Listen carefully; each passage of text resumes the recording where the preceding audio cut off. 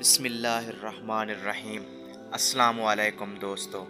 حضرت ابو بکر صدیق رضی اللہ تعالی عنہ کے اقوال: جو امر پیش آتا ہے وہ نزدیک ہے، لیکن موت اس سے بھی نزدیک تر ہے۔ جسے رونے کی طاقت نہ ہو وہ رونے والوں پر رحم ہی کر لیا کرے۔ جب کسی قوم میں بے حیائی پھیل جاتی ہے تو اللہ تعالیٰ اس پر بلائیں اور عذاب نازل کر دیتا ہے۔ جب عقل کامل ہو جاتی ہے تو بولنا کم ہو جاتا ہے۔ تو دنیا میں رہنے کا سامان بنانے میں لگا ہے اور دنیا تجھے اپنے سے نکالنے میں سرگرم ہے۔ بخشش کرنا امیر سے خوب ہے، لیکن محتاج سے خوب تر ہے۔ برے لوگوں کی ہم نشینی سے تنہائی بہتر ہے۔ پیغمبروں کی میراث علم ہے اور فرعون و قارون کی میراث مال ہے۔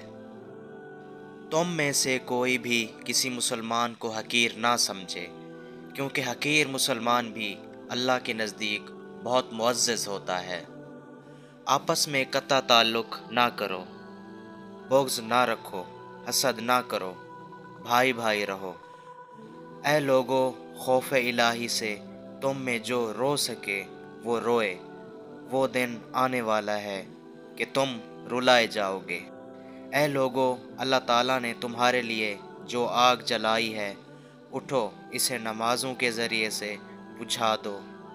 انسان ضعیف ہے، تعجب ہے کہ وہ کیوں کر خدائے طاقتور کی نافرمانی کرتا ہے۔ امیر تکبر میں تو برا ہے، لیکن اگر غریب کر میں تو بہت ہی برا ہے۔ اپنے ظاہر و باطن کو یکساں رکھو۔ اخلاص یہ ہے کہ انسان اپنے اعمال کے عوض نہ چاہے۔ اس دن پر آنسو بہا جو تیری عمر سے کم ہو گیا اور اس میں نیکی بھی نہ تھی۔ اشخاص کو حق سے پہچانو، حق کو اشخاص سے نہیں۔ اللہ تعالیٰ کی عبادت میں سستی اگر عام لوگوں سے ہو تو بدتر ہے، لیکن اگر عالموں اور طالب علموں سے ہو تو بدتر ہے۔